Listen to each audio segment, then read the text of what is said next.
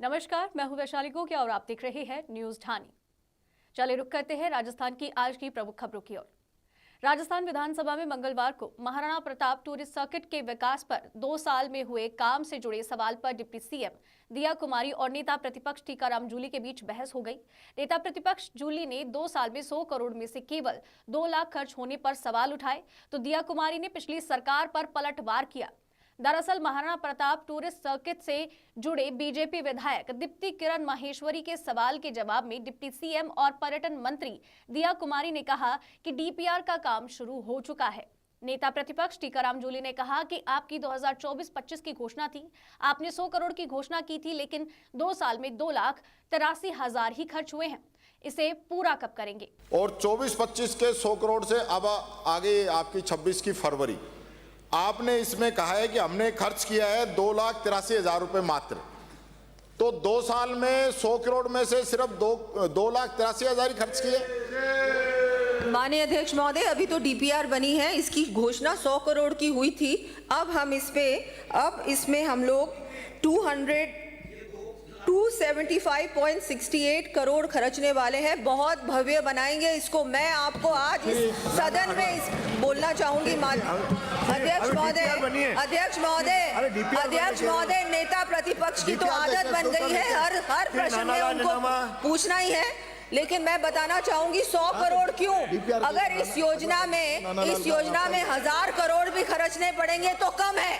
महाराणा प्रताप का इतना गौरवशाली इतिहास है, इतना कुछ हमको करना चाहिए और इसमें निश्चित रूप से हमारी सरकार करके रहेगी। मुख्यमंत्री भजनलाल शर्मा से मंगलवार को मुख्यमंत्री निवास पर एशियन लैक्रोस चैंपियनशिप की विजेता टीम ने शिष्टाचार मुलाकात की। ये प्रतियोगिता 1 से 6 फरवरी तक सऊदी अरब के रियाद में आयोजित हुई थी, जिसमें पुरुष और महिला दोनों टीमों ने शानदार प्रदर्शन करते हुए स्वर्ण पदक जीता और देश का नाम रोशन किया। मुख्यमंत्री भजनलाल शर्मा ने खिलाड़ियों को बधाई देते हुए उनके उज्जवल भविष्य की कामना की और कहा कि उनकी इस उपलब्धि से प्रदेश को गर्व हुआ है।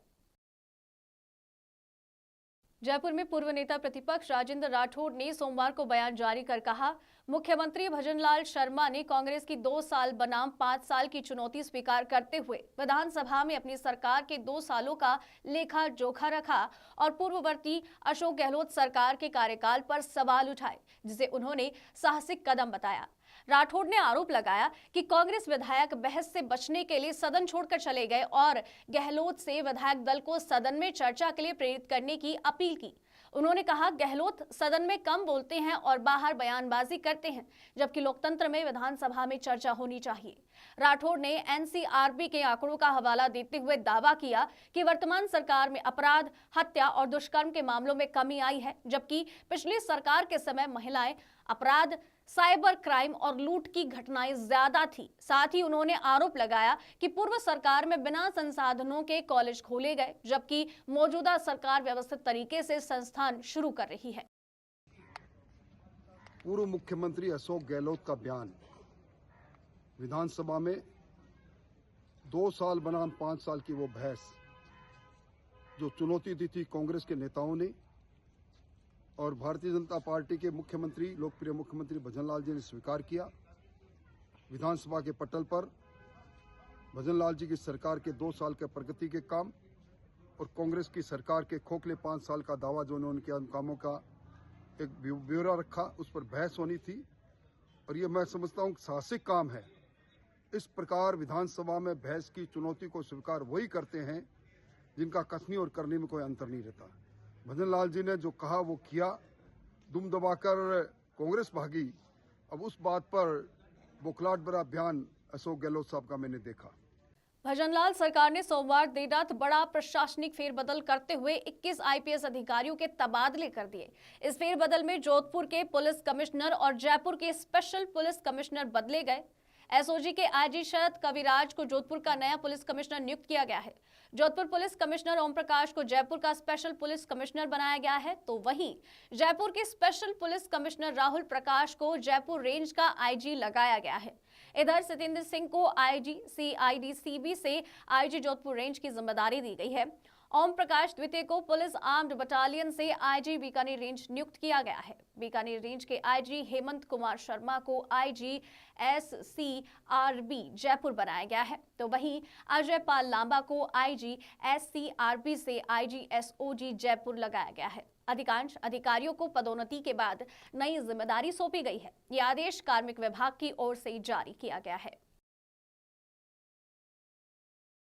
PCC चीफ गोविंद सिंह डोटासरा ने आरोप लगाया कि राजस्थान में कानून व्यवस्था पूरी तरह से ध्वस्त हो चुकी है और भाजपा सरकार सदन में इस पर चर्चा से बच रही है, क्योंकि गृह विभाग स्वयं मुख्यमंत्री के अधीन है और कानून व्यवस्था के सवालों का जवाब देने में असमर्थ है।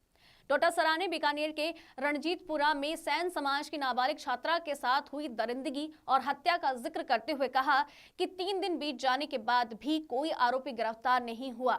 उन्हें प्रदेश में बच्चियों के साथ लगातार अपराध होने और अपराधियों के हावी होने की बात कही और कहा कि सरकार केवल अनर्गल बयानबाजी में लगी है। इसके अलावा डोटासरा ने भाजपा के पूर्व सांसद द्वारा मुस्लिम महिला से कंबल वापस लेने की शर्मनाक घटना की देश भर में निंदा होने के बावजूद प्रदेश के गृह राज्य मंत्री द्वारा वीडियो को AI जनरेटेड बताने का कड़ा विरोध जताया और कहा कि मंत्री को अपने झूठे बयान के लिए माफी मांगनी चाहिए। किस बात का गृह राज्य मंत्री? गृह के ऊपर बहस करवा नहीं रहे हैं, कानून व्यवस्था के ऊपर चर्चा करा नहीं रहे हैं।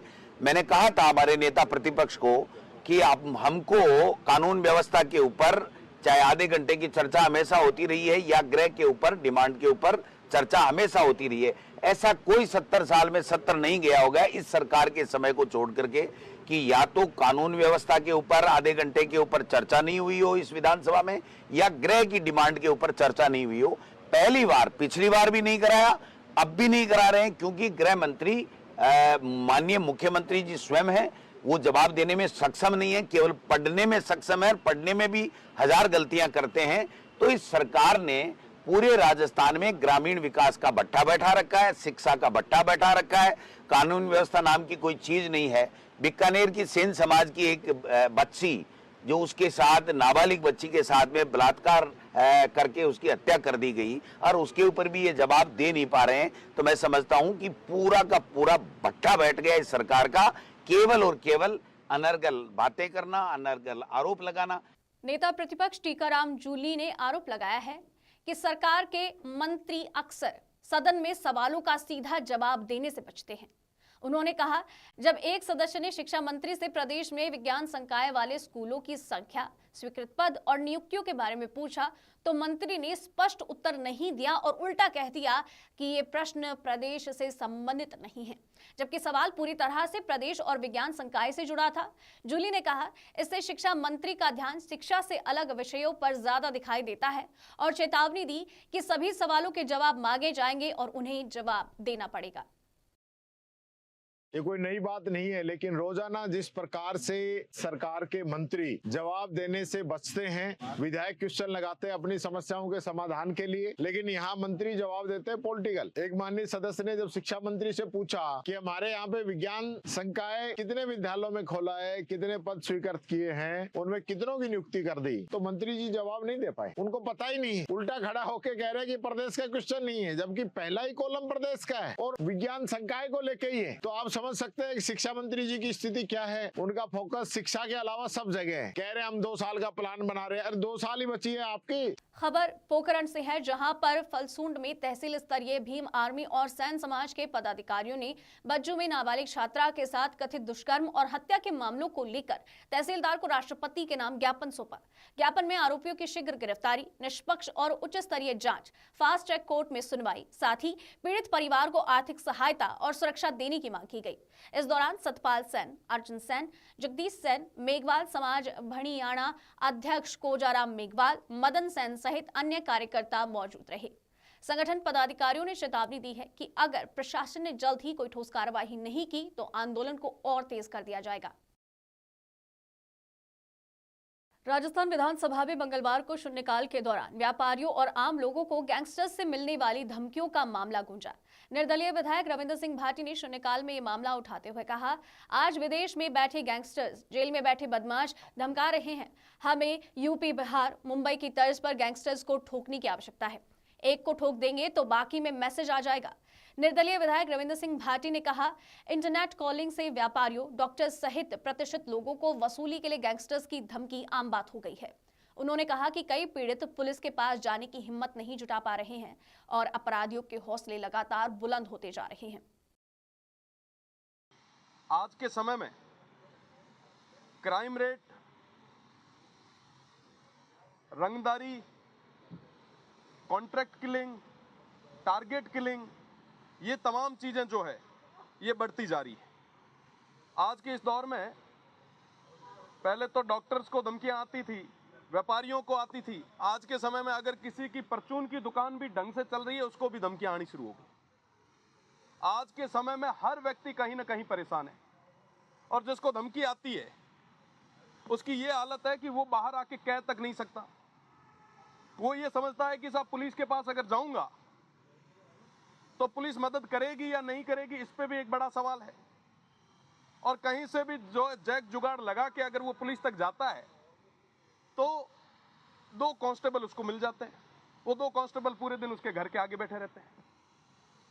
उससे ना तो वो धमकियां रुकती है, उल्टा उसको वापस फोन आता है कि भैया अभी तो 2 कांस्टेबल से क्या बच पाओगे। ये स्थिति प्रदेश में आज के समय में लगातार बनती जा रही है। आज के राजस्थान की प्रमुख खबरों में बस इतना ही। बने रहिए न्यूज़ ढाणी के साथ।